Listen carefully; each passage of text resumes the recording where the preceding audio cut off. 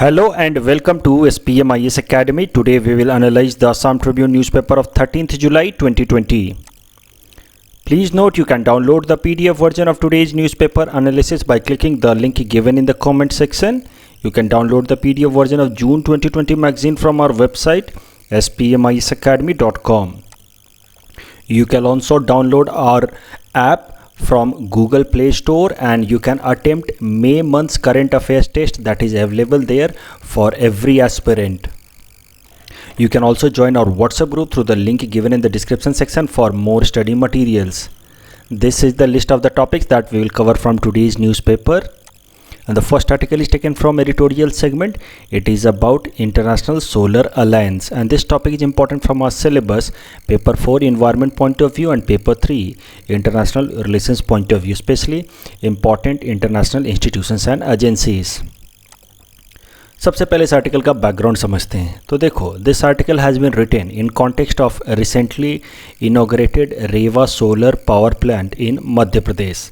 The capacity of this solar power plant is 750 megawatt that we had already discussed in our newspaper analysis of yesterday as well as the day before yesterday, and it is considered to be Asia's largest single site solar power plant. Mind it, site wise it is being considered largest, it is not considered largest capacity wise.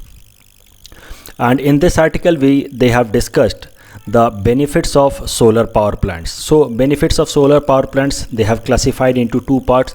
Domestic benefits, of course the domestic benefits are like solar power plants are one source of renewable energy resources, so they reduce pollution, they reduce our dependence on imports.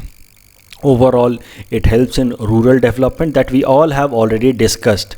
Overall it will help us in mitigating the impact of climate change.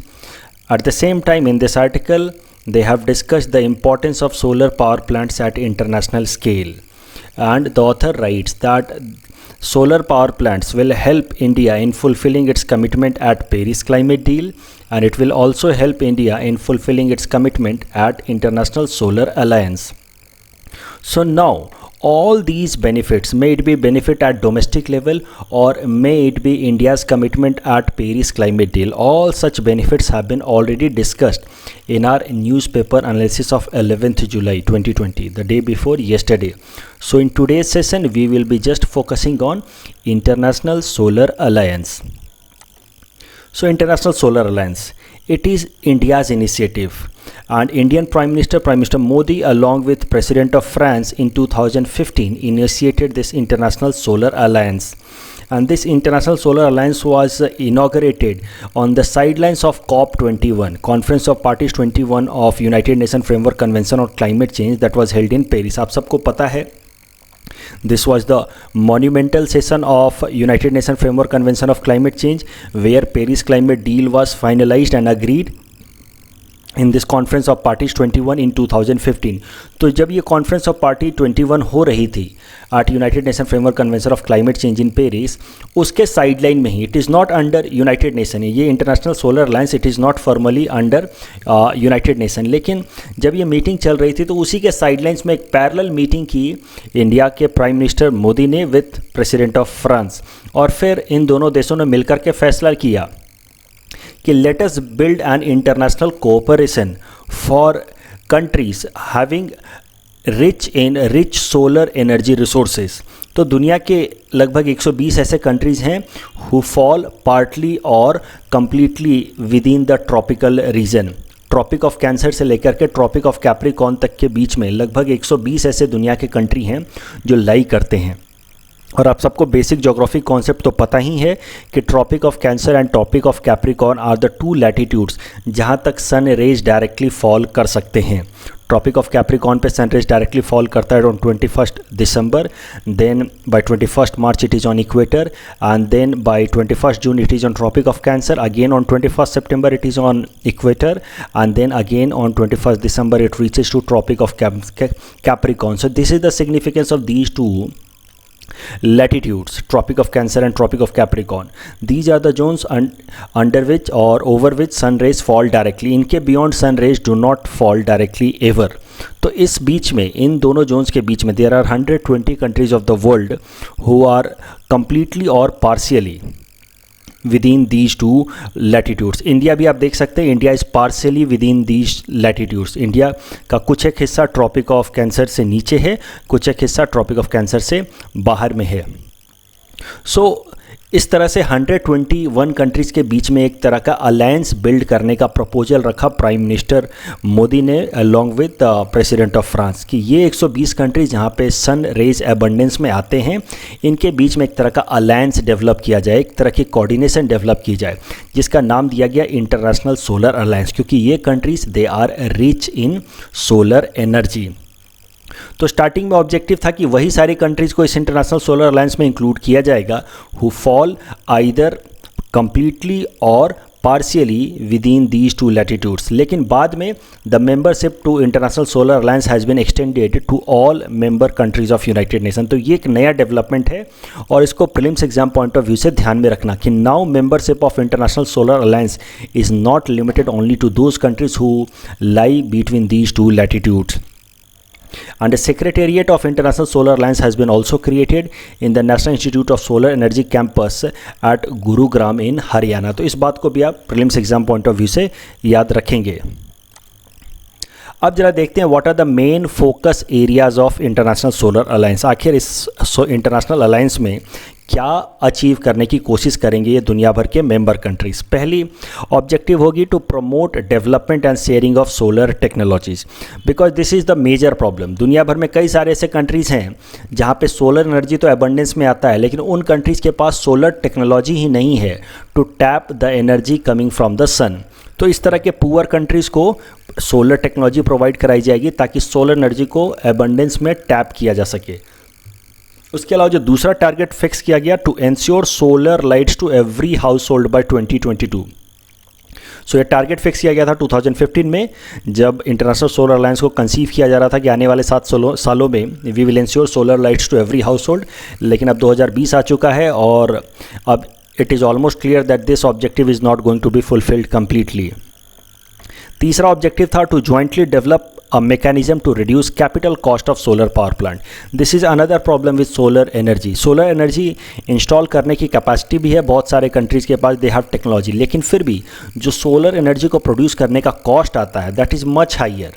अगर for example अगर ये traditional energy यानी कि coal power plant से जो हम energy produce करते हैं उसका per unit cost if it is somewhere about 4.5 rupees in general, solar power plant से जो इलेक्ट्रिसिटी प्रोड्यूस होती है उसका कॉस्ट होता है somewhere about 8 to 9 rupees per unit. So इस डिफरेंस के कारण भी बहुत सारे countries they shy away from और they do not are incline towards tapping solar energy. तो दुनिया भर में रिसर्च एंड डेवलपमेंट को प्रमोट किया जाए, ये ऑब्जेक्टिव रखा गया इंटरनेशनल सोलर अलायंस में। इस तरह की टेक्नोलॉजी बिल्ड की जाए जो लो कॉस्ट में सोलर एनर्जी को प्रोड्यूस कर पाए।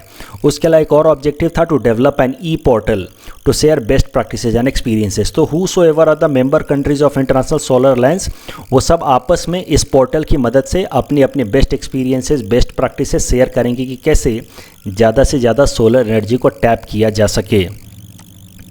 अब जरा देखते हैं some of the basic functioning of international solar Alliance. ये इंटरनेशनल सोलर अलायंस जो एक इंटरनेशनल एजेंसी है, ये कैसे काम करेगा। तो इट हैज़ 2 tier स्ट्रक्चर। एक इसकी जनरल असेंबली होगी and second it will have a secretariat. We have already discussed that secretariat is at Gurugram in Haryana of India. उसके अलावा इसकी एक जनरल असेंबली होगी and each member country of international solar alliance is represented in general assembly of international solar alliance. और हर साल एक बार इन सारे कंट्रीज़ की मीटिंग होती है under international solar alliance. And this agency, international solar alliance agency, is quite democratic and here we follow the principle of 1 country 1 vote। तो किसी भी कंट्री को एडिशनल एडवांटेज नहीं है यहाँ पे, and any decision is made on the basis of voting. उसके अलावा there is no membership fee to join International solar Alliance. All initiatives of international solar alliance is funded through voluntary contribution of member states and there are no targets और legal obligations imposed on member countries. Every contribution is a voluntary one. तो ये सारी चीज़ें आप prelims exam point of view से ध्यान में रखेंगे। Nothing is imposed on any of the member country. No legal obligation, no commitment is imposed on any of the member country and no fixed fee is even charged. Every contribution is voluntary under International Solar Alliance. The next article is taken from international segment. It is about China and Iran trade pact, and this topic is important from our syllabus paper 3 international relations point of view, and it is also important for political science optional students, especially from their paper 2 point of view. सबसे पहले news article समझते हैं. So according to a report published in New York Times, these two countries, China and Iran, have finalized a massive agreement, and these massive agreements will cover military as well as trade engagement between these two countries, China and Iran. तो इन्होंने का आपस में एक major agreement sign किया है according to a report published in New York Times, लेकिन ये अभी ये एग्रीमेंट इन्होंने फॉर्मली अनाउंस नहीं किया है, and that is why each and every detail of this agreement is not available in the public domain so far. लेकिन ये एक तरह की रिपोर्ट अभी पब्लिश हुई है. मोर और less it is being believe that this agreement is in the final leg, और आने वाले कुछ दिनों में these two countries will announce this major agreement signed between them.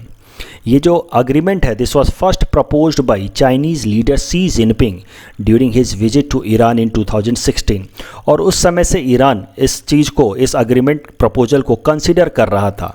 But now the recent news is that in June 2020, that means in the last month, Iranian President Hassan Rouhani's cabinet has approved this agreement, and with this approval, now this agreement between the two countries is finalized. तो अब जरा समझते हैं कि ये Iran China pact, अभी तक तो जैसा कि मैंने कहा कि इसके ब्रॉडर डिटेल्स पब्लिक डोमेन में अभी नहीं है, because it has not been formally announced, but more और less on the basis of New York Times report जरा देखते हैं कि इस ईरान चाइना पैक्ट के अंदर क्या मेजर डायमेंशंस हैं. First, there will be economic cooperation between these two countries, and according to this, China will invest heavily in banking, telecommunication, port and railway sector of Iran. China will also get heavy discount on Iranian oil for next 25 years. और China आप सबको पता है, like India, बिल्कुल India और China की situation बिल्कुल एक जैसी है as far as their energy requirement is concern. Both countries are heavily dependent on import of crude oil for their energy requirement. जिस तरह से इंडिया लगभग 75 to 80% ऑफ अपना क्रूड ऑयल रिक्वायरमेंट मीट करता है through imports, similarly China also meet about 75% of its crude oil requirement through imports. तो अब इस डील से चाइना को बहुत ज़्यादा फ़ायदा होगा, क्योंकि अब चाइना को ईरान से, Iran as you all know is one of the major crude oil producer of the world, और अब ईरान के साथ इस तरह का डील साइन करने के बाद चाइना को अगले 25 सालों तक काफ़ी डिस्काउंटेड रेट पे क्रूड ऑयल मिलेगा. दूसरा, another dimension is regarding military cooperation. So these two countries have now finalized that they will engage in joint training, joint exercises, joint research and weapon development, intelligence sharing, and China may now establish some naval base. It may establish some air or military base also in Iran. But once the final draft is out in public domain, we will discuss these features in detail as well. तो अभी तक ये basic framework हैं जो New York times के report के basis पे हम कोट कर रहे हैं. अभी तक फाइनल डिटेल्स सामने नहीं आए हैं. अब जरा देखते हैं the impact of this Iran China agreement. तो ये जो अग्रीमेंट हुआ है इन दो कंट्रीज़ के बीच में, this is going to be a major setback for two countries, they are the US and India. सबसे पहले देखते हैं कि आखिर यूएस के ऊपर क्या निगेटिव इम्पैक्ट होगा. Why this agreement is being considered as a major setback for US. सबसे पहला मेजर सेटबैक होगा यूएस के लिए regarding its policy on Iran. आप सबको पता है कि US has a policy to isolate Iran. Now this policy will fail. US has already withdrawn from Iran nuclear deal. US has put trade sanctions on Iran through CAATSA law. Already हमने CAATSA law भी discuss किया था कुछ दिनों पहले. तो इन दोनों actions के पीछे ओवरऑल US का पर्पस था कि वो ईरान को इकोनॉमिकली डिवास्टेट कर दे, पूरी तरह से आइसोलेट कर दे. लेकिन अब China's entry into this equation will neutralize US sanction. अब China's entry will more than neutralize US action. Even now Iran will be on the beneficial side. तो इस तरीके से US की पहली पॉलिसी regarding Iran is now failed because of this Iran China access getting developed. जो दूसरा impact होगा या सेटबैक होगा यूएस के लिए, that will be regarding its strong hold on West Asia region. आप सबको पता है कि US has been maintaining a strong hold in West Asia region right since World War 2 period. तो अब ये जो यूएस का डोमिनेंस है पूरे वेस्ट एशिया रीजन में, और यूएस ने वेस्ट एशिया रीजन में क्यों अपना डोमिनेंस मेंटेन कर रखा है, ये भी हमने कई दफ़ा डिस्कस किया है। Because of the huge reserve of crude oil natural gas in West Asia region, that is why US has huge interest in West Asia region. और उसने विथ वन वे और other US has been successful in maintaining huge dominance in West Asia region. When Saddam Hussein tried to challenge the hegemony और dominance of US in West Asia region, Saddam Hussein was also eliminated. So more or less US has been the sole powerful country in West Asia region who has maintained its dominance. लेकिन now first time China is getting entry into West Asia region through this deal. अब now China will be allowed to build air base and military base and even naval base in West Asia, especially in Iran. And with this now China can challenge the sole dominant position of US in West Asia. So now US can no longer say that West Asia is my backyard. China will say not anymore. अब जरा देखते हैं कि how this agreement between China and Iran will impact India. So it will have negative impact on India as far as economic interest of India is concerned, because Iran was one of the major source of crude oil supplier to India. लेकिन काटसा law के बाद से India ने काफ़ी हद तक Iran से crude oil ख़रीदना कम कर दिया था। अब उसका फ़ायदा उठाएगा चाइना। अब वही क्रूड ऑयल जो इंडिया को पहले सस्ते दामों में मिलता था ईरान के साथ, Iran was the largest supplier of crude oil to India, लेकिन अब काटसा लॉ के बाद इंडिया ने वो इंपोर्ट कम कर दिया था ईरान के साथ। अब वो सारा क्रूड ऑयल चाइना को सस्ते दामों में मिलेगा and India will have to pay higher price for the same crude oil if it has to import from some other countries like Saudi Arabia, Oman और कुवैत। दूसरा जो थ्रेट होगा that is security threat, that is second negative impact on India's interest. तो इस बात को अच्छे से समझते हैं। देखो, स्ट्रिंग ऑफ पर्ल्स कॉन्सेप्ट आप ऑलरेडी जानते हैं। String of pearls is A security dilemma और security notion according to which China is building series of ports around Indian coast in order to encircle India. ये concept हम already discuss कर चुके हैं। It is a security dilemma for India where China is building ports like Sittwe port in Myanmar, Chittagong port in Bangladesh, Hambantota port in Sri Lanka and Gwadar port in Pakistan. The series of ports यहाँ पे Chinese naval ships कभी भी dock कर सकती हैं और इस कारण से इंडिया के लिए एक तरह का सिक्योरिटी डायलेमा है। और दुनिया भर के एक्सपर्ट्स का ऐसा मानना है कि China is trying to encircle India with help of the series of ports, और जिसको उन्होंने नाम दिया है security dilemma. And now they believe that this security dilemma will further strengthen. There will be one more pearl added to this string of pearls and that pearls will be this Chabahar port. तो ये Chabahar port जो अभी तक India के पास था, this Chabahar port was being built jointly by India and Iran so far, but काटसा law के बाद इस चाबहार पोर्ट का डेवलपमेंट एक बार के लिए स्टॉल हो गया था, रुक गया था। And according to new economic policy of Iran, whichever country starts investing in Chabahar port or any other infrastructure project in Iran that has been stalled because of Katsa law, that country can have partnership in that project. तो सरल शब्दों में Chabahar port जो India और Iran joint रूप से build कर रहे थे, लेकिन काटसा लॉ के बाद अब चाबहार पोर्ट का डेवलपमेंट एक बार के लिए स्टॉल कर दिया गया था। अब अगर चाइना इसमें इन्वेस्ट करना शुरू कर देता है, then Chabahar port will pass to China and China will have partnership in Chabahar port. So अब Chabahar port might slip out of India's hand and it might go to Pakistan, I am so sorry, it might go to China. तो अब Chabahar port will be another string added to this string of pearls and that will be a major setback for India. Reason being कि India Chabahar port को strategic purpose से build कर रहा था, at least it could neutralize the Gwadar threat for India. Gwadar port पे अगर मान लो कोई भी चाइनीज़ नेवल शिप डॉक होती है तो Indian naval ship on Chabahar port and Indian naval ship on Mumbai port could neutralize the Gwadar impact on India. लेकिन अब जब चाबहार पोर्ट भी इंडिया के हाथ से चला जाएगा and if the Chinese naval ship will port और dock on Chabahar port also, it will further add to security threat to India. So this is going to be a major blow for India as far as its security concern is there.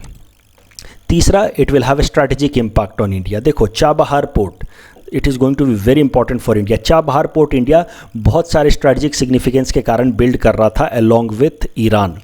उसके दो main objective थे। पहला, to get direct accessibility to Afghanistan. Second, to get direct accessibility to Central Asia bypassing Pakistan. तो हम जरा समझते हैं कि आखिर हम क्यों अफगानिस्तान के अंदर इंडिया डायरेक्ट एक्सेसिबिलिटी चाहता था। तो देखो, यहाँ से हमने चाबहार पोर्ट बिल्ड करना शुरू किया, और चाबहार पोर्ट के बाद हमने हाईवे इस तरह से बिल्ड किया है, that highway that could connect Chabahar port with Kabul of Afghanistan. और इस हाईवे का नाम है जरांज देलाराम हाईवे। दो इस पे पोर्ट सिटीज़ हैं, जरांज एंड देलाराम, और इस कारण से इस हाईवे को कहते हैं जरांज देलाराम हाईवे। तो Chabahar port along with Zaranj Delaram highway was very significant for India. Reason being, it allowed India to have direct accessibility to Afghanistan bypassing Pakistan. इससे पहले अगर इंडिया को अफगानिस्तान जाना होता था तो only route और transit available was through Pakistan, और Pakistan never allowed India an easy access to Afghanistan. तो इस कारण से अफ़गानिस्तान का पूरा कंट्रोल मोर और लेस पाकिस्तान के अंडर या कंट्रोल में रहता था, क्योंकि अगर अफ़गानिस्तान, आप सबको पता है कि एक वॉर टॉर्न कंट्री है, एक तरह की डिवास्टेटेड कंट्री है because of 2 decades of control by Taliban. तो अब Afghanistan is looking for some external investment, external support, और पाकिस्तान थोड़े बहुत एक्सटर्नल सपोर्ट दे देता था, एक्सटर्नल फंडिंग दे देता था, और उसके बदले में पाकिस्तान अफ़गानिस्तान को यूज करता था, अफ़गानिस्तान सॉइल को यूज करता था to breed terrorism, and these terrorists of Al-Qaeda and Taliban were used to promote cross border terrorism in India.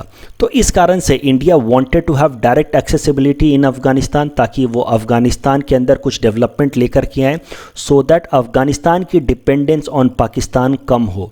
और एक बार जब अफ़गानिस्तान की डिपेंडेंस पाकिस्तान पे कम होगी, and when Afghanistan will become more and more integrated with India, then naturally Afghanistan will not provide its territory for Pakistan to promote terrorism in India. तो ये है India का ओवरऑल स्ट्रैटेजिक इम्पैक्ट, ये है इंडिया का strategic interest in this Chabahar port and Jaranj Delaram highway, and that interest is to have peaceful and developing Afghanistan, and for that we needed to have direct accessibility to Afghanistan, ताकि हम वहाँ पे development कर सकें और नए नए projects ला सकें, ताकि अफ़गानिस्तान की डिपेंडेंस ऑन पाकिस्तान कम हो।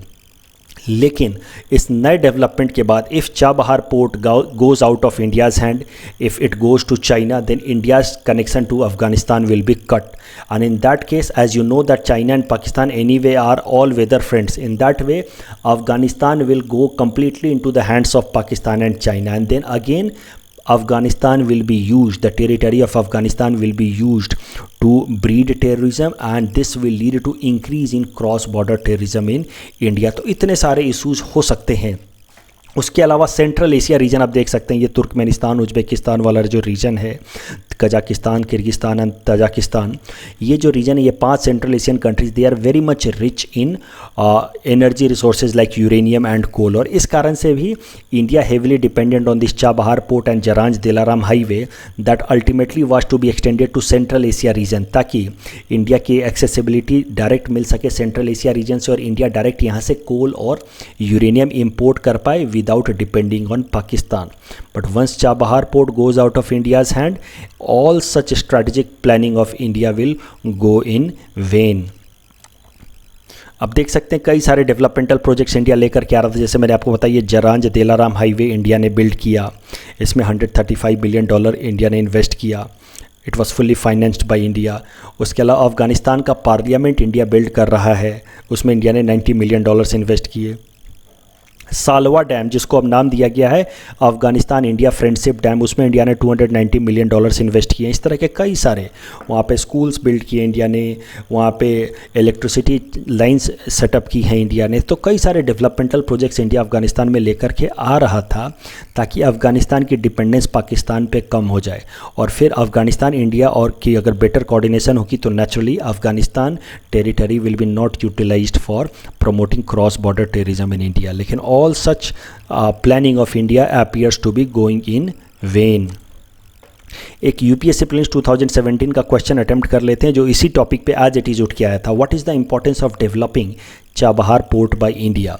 Options were like India's trade with African countries will enormously increase, India's relation with oil producing Arab countries will be strengthened, India will not depend on Pakistan for access to Afghanistan and Central Asia. Of course this statement is correct and right answer is C. उसके अलावा अब political science optional students के लिए थोड़ी और analysis कर लेते हैं इस करंट डेवलपमेंट का, क्योंकि ये जो करंट डेवलपमेंट है ये पॉलिटिकल साइंस ऑप्शनल के लिए बहुत ही सिग्निफिकेंट है. This case is a classic example कि मॉडर्न टाइम्स में hard balancing does not work. देखते हैं ज़रा कैसे है. आप सबको पता है कि यूएस ने ईरान को बहुत हद तक स्क्वीज कर दिया था, कॉर्नर कर दिया था, उस पर इतने सारे ट्रेड सैंक्शंस लगा दिए थे, उसके ऊपर ईरान के ऊपर अटैक करता था ड्रोन से. और इराक के अंदर आपको पता है इसी साल स्टार्टिंग में ईरान का एक important military leader was killed in Iraq. तो इस तरह के कई सारे अटैक्स यूएस ईरान के ऊपर कर रहा था, economic attack, military attack. So this is direct manifestation of hard power.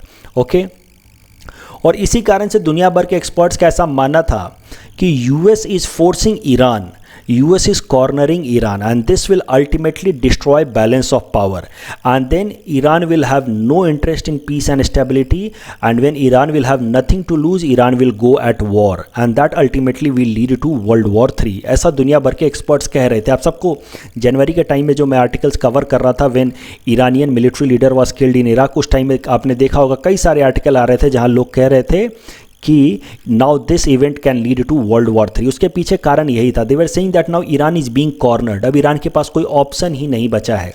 Rather अब ईरान के पास जो भी ऑप्शन हैं वो न्यूक्लियर वेपन, जो भी उसके पास कैपेबिलिटी है वो सब इस्तेमाल करेगा in order to fight back, क्योंकि US was using all its hard power against Iran in order to break the balance of power. It was cornering Iran.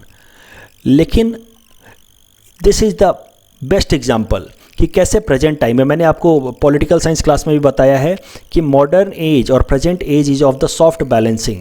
Soft balancing is more effective in modern time.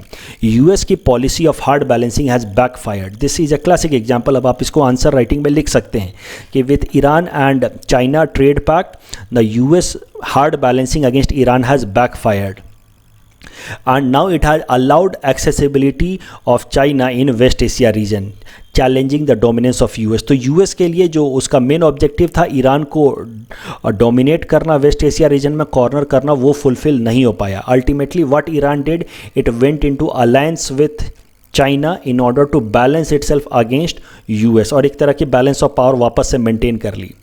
अब अगर US इतना hard balancing नहीं करता Iran के against, if US had not cornered Iran, तो फिर Iran इस तरह का अग्रीमेंट चाइना के साथ साइन नहीं करता जिसमें इतना सारा फेवर उसने चाइना को दिया है. अगर यूएस ने सॉफ्ट बैलेंसिंग की होती, थोड़ा बहुत प्रेशराइज किया होता ईरान को, तो Iran could not have signed such a concessional agreement with China. But because of hard balancing from US side, Iran was forced. Iran was left with no option. It was left just with two options: either to go at war with US, that was not feasible or practical for Iran. Second was to go with an alliance with China, and in that alliance, Iran has given up most of its interest in order to help its survival. तो ये जो alliance है that is mostly in favour of China. China को huge accessibility मिल गई है West Asia region में, huge ground मिल गया है वेस्ट एशिया रीजन में. अगर यूएस ने इस तरीके से आर्म ट्विस्ट नहीं किया होता, इस तरीके से हार्ड बैलेंसिंग नहीं की होती ईरान की, तो इस तरह का कंसेशनल अग्रीमेंट चाइना को नहीं मिलता हो. And now China is in a position to challenge dominance of US in West Asia region. Classic example how hard balancing has backfired in this particular case. अब आगे क्या होगा ये जरा देखते हैं. तो जो एक्सपर्ट्स हैं दुनिया भर के, दे आर डिवाइडेड. कुछ एक्सपर्ट्स का ऐसा मानना है कि major war has been avoided. आप सबको मैंने जैसा बताया कि many of them believe that world war 3 will happen the way US is cornering Iran. लेकिन अब with this balancing, with this alliance between China and Iran, now a balance has been created again, balance of power is there and now war has been avoided. लेकिन कुछ एक thinkers का मानना है that the hegemonic stability has been broken. आप सब याद करो रॉबर्ट गिल्पिन का hegemonic stability theory, that in this unipolar world stability is being maintained because of the hegemon, that is the US providing stability across the world. लेकिन अब ये जो hegemon है और उसकी hegemony या dominance is being challenged. and now this world is becoming bipolar, and that ultimately will lead to bigger war. This hegemonic stability theory is getting broken because the world is moving now from unipolarity to bipolarity. ऐसा कुछ thinkers का मानना है. The next article is taken from national segment. It is about NatGrid. This topic is important from our syllabus paper for internal security point of view. सबसे पहले देखो NatGrid समझते हैं. तो देखो 26/11 मुंबई अटैक जो 2008 में हुआ था, उसके बाद भारत सरकार ने फैसला लिया that it will set up A special system जिसका नाम होगा NatGrid, नेशनल ग्रिड पैटर्न. उसका फुल फॉर्म है national grid pattern, and it will be an integrated intelligence grid connecting database of core security agencies of the government of India. And it is a counter-terrorism measure that collects and collates a host of information from government database including tax and bank account details, credit card transaction, visa and immigration records, itineraries of rail and air travel. सरल शब्दों में देखो, आप इस figure की मदद से और बेहतर समझ सकते हैं. हम और आप जो कुछ भी मनी ट्रांसफ़र करते हैं, जो भी इंटरनेट का इस्तेमाल करते हैं फॉर ट्रांजेक्शन्स और फाइनेंशियल ट्रांजेक्शन्स, जो टेलीकॉम कंपनीज़ के पास हमारे डेटा अवेलेबल हैं, बैंक अकाउंट या क्रेडिट कार्ड में जो हमारे डेटा अवेलेबल हैं, जो भी हमारे इमिग्रेशन डेटाज़ हैं, जो भी वीज़ा वगैरह के डेटाज़ हैं, या रेलवे या एयरलाइंस के साथ जो भी हमारे डेटा हैं, वो सारे डेटा फीड होते हैं इस सेंट्रलाइज सिस्टम में जिसका नाम है NatGrid. और इस NatGrid के ये सारे डेटा, हमारे आपके सबके डेटा जो भी हम लोग देते हैं इन सारे एजेंसीज़ को, वो सारे डेटाज NatGrid शेयर करता है with these 10 agencies of government of India. और ज़रूरत पड़ने पे गवर्नमेंट ऑफ इंडिया की एजेंसीज हमारे इस डेटा को एक्सेस करती हैं और उससे फिर वो पता करती हैं और क्राइम को कंट्रोल करती हैं, टेररिज्म को कंट्रोल करती हैं. This is major anti terrorist decision taken by government of India after 2008 attack on India in Mumbai. तो अब हमारे सारे डेटाज रजिस्टर होते हैं, एक जगह पे कलेक्ट होते हैं, और that can be also considered as major criticism of NatGrid. अब आपको पता चल गया होगा कि how it can lead to violation of our privacy, it can lead to leakage of confidential personal information. So this is one major criticism of NatGrid also. तो ये आप एग्जाम में ज़रूर लिख सकते हैं. All our datas are being stored at one central location and from there it can be shared with central agencies, these 10 central government agencies. So there is always threat of breach of our personal information. अब current news देखते हैं क्या है. तो according to current news, national grid या national intelligence grid, जिसको NatGrid भी कहते हैं शॉर्ट में, it has signed a MOU with NCRB, national crime record bureau, to access centralised online database on FIR and stolen vehicles. तो सरल शब्दों में पहले इसको समझते हैं, इस फिगर की मदद से पहले समझ लेते हैं कि ये नेशनल क्राइम रिकॉर्ड ब्यूरो है क्या. देखो, national crime record bureau Bharat सरकार की एक एजेंसी है जो इंडिया में जो भी क्राइम्स होते हैं, जिस भी तरह के क्राइम्स होते हैं, अलग अलग पुलिस स्टेशंस में से वो डेटा को कलेक्ट करके एक जगह स्टोर करता है. That is the function of national crime record bureau. अब जरा देखते हैं कि ये रिसेंट डेवलपमेंट हुआ क्या है. तो पुलिस है, इसको फिगर की मदद से समझते हैं. इस पुलिस ने जो भी FIR लिया, जो भी क्राइम रजिस्टर किया इसने, वो सारा का सारा डेटा तो वैसे भी नेशनल क्राइम रिकॉर्ड ब्यूरो के साथ शेयर होता है. अब इस नेशनल क्राइम रिकॉर्ड ब्यूरो ने एक MOU साइन किया है NatGrid के साथ, और अब उसके हिसाब से ये नेशनल क्राइम रिकॉर्ड ब्यूरो जितने भी FIR होते हैं उन सब के डिटेल्स NatGrid के साथ शेयर करेगा, और NatGrid में वो सारे डेटा शेयर होंगे. और NatGrid ये सारे डेटा अवेलेबल कराएगा इन 10 भारत सरकार की एजेंसीज़ को व्हेनेवर डिमांडेड. ये 10 भारत सरकार की एजेंसीज हैं: IB, RAW, CBI, enforcement directorate, director of revenue intelligence, financial intelligence unit, central board of direct taxes, central board of excise and custom, directorate general of central tax intelligence and narcotics control bureau. The next article is taken from Assam segment. It is about flood resistant paddy crop. This topic is important from our syllabus paper 6 Assam economy point of view. सबसे पहले background समझते हैं. As you all know that every year in monsoon season the state of Assam is devastated by flood. और इस कारण से काफ़ी सारा पैडी क्रॉप बर्बाद हो जाता है, क्योंकि ये सीजन ही है पैडी क्रॉप के सोइंग का. और उसके बाद जब मैसिव फ्लड आता है तो इस तरह से काफ़ी सारा पैडी क्रॉप हमारे स्टेट में, असम स्टेट में बर्बाद हो जाता है. तो there are some flood resistant paddy crops also available जिनका नाम है रंजीत सब 1, स्वर्ण सब 1, Bahadur sub 1। These are flood resistant paddy crops, मतलब इनको ये बर्बाद नहीं होते हैं फ्लड के बावजूद भी, ये पानी में डूबने के बाद भी बर्बाद नहीं होते हैं। And these crop varieties of paddy have been developed by Indian council of agricultural research and an international agency जिसका नाम है इंटरनेशनल राइस रिसर्च इंस्टीट्यूट। और ये जो क्रॉप्स हैं, पैडी क्रॉप्स के वैरायटी हैं, they are not new, they have been developed since 2009 itself. लेकिन इंडिया में फार्मर्स इनको इस्तेमाल नहीं करना चाहते। इंडिया में farmers they still depend on traditional variety. Farmers को डर लगता है कोई नया एक्सपेरिमेंट करने में, और इस कारण से फार्मर्स अभी भी ये इन वैराइटीज़ ऑफ क्रॉप्स को इस्तेमाल नहीं करते and they still depend on traditional variety. अब जरा केस स्टडी देखते हैं, करंट डेवलपमेंट देखते हैं जिसके बेसिस पे ये न्यूज़ आया है। लास्ट ईयर गोलाघाट के एक फार्मर ने जिनका नाम है नीतू बोरा, उन्होंने अपने पैडी क्रॉप में, पैडी फील्ड में इन क्रॉप्स को, इन फ्लड रेजिस्टेंट पैडी क्रॉप्स का इस्तेमाल किया। उन्होंने क्या किया, उनकी पूरी फील्ड जो थी उसका साइज़ था 0.9 हेक्टेयर। तो 0.9 हेक्टेयर में उन्होंने 0.7 हेक्टेयर में ट्रेडिशनल वैरायटी के क्रॉप्स लगाए और रिमेनिंग 0.2 हेक्टेयर में उन्होंने फ्लड रेजिस्टेंट वैरायटी का क्रॉप लगाया। फिर फ्लड आ गया लास्ट ईयर, और फ्लड आने के बाद जो ट्रेडिशनल वैरायटी के क्रॉप्स थे they got destroyed completely by the flood. जबकि ये जो फ्लड रेजिस्टेंट क्रॉप था ये 15 दिनों तक it remained under the flood, it remained submerged in the water but still it survived, it did not get destroyed. तो उसके बाद से ही इनकरेज्ड अदर फार्मर्स ऑल्सो कि ये फ्लड रेजिस्टेंट क्रॉप अच्छा है और ये फ्लड में बर्बाद नहीं होता। और इस कारण से इस साल गोलाघाट डिस्ट्रिक्ट में more than 1500 farmers have adapted to this flood resistant variety of paddy. और the need of the hour is कि हमारे स्टेट आसाम के अंदर ज़्यादा से ज़्यादा फार्मर्स को इस फ्लड रेजिस्टेंट पैडी क्रॉप के बारे में बताया जाए और ज़्यादा से ज़्यादा इसको इनकरेज किया जाए। How to use this information in answer, if there is any question on how to mitigate the impact of flood on crop damage, तो वहाँ पे इन तीनों फ्लड रेजिस्टेंट पैडी क्रॉप का हम नाम जरूर लिखेंगे। And we need to write that the farmers of our state needs to be informed and encouraged to use these flood resistant paddy crops. In our segment Target UPSC Prelims 2020, today we'll cover topic number 527 to 529. Topic number 527 is about herd immunity. Herd immunity refers to resistance to the spread of contagious disease within population that results if a sufficiently high proportion of individuals have become immune to the disease. As herd immunity increases in the community, many infected person will not find another person to infect during the entire infection period. Consequently, there will be few new cases arising and existing cases will recover or die. The spread of disease will slow down and the pandemic will end.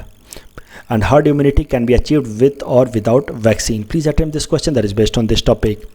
Topic number 528 is about production linked incentive. It will help wooing the large companies to come to India, invest here in mobile phones manufacturing and specific electronic components including assembly, testing and marking, packaging. They will get about 4 to 6% incentive on their final manufacturing.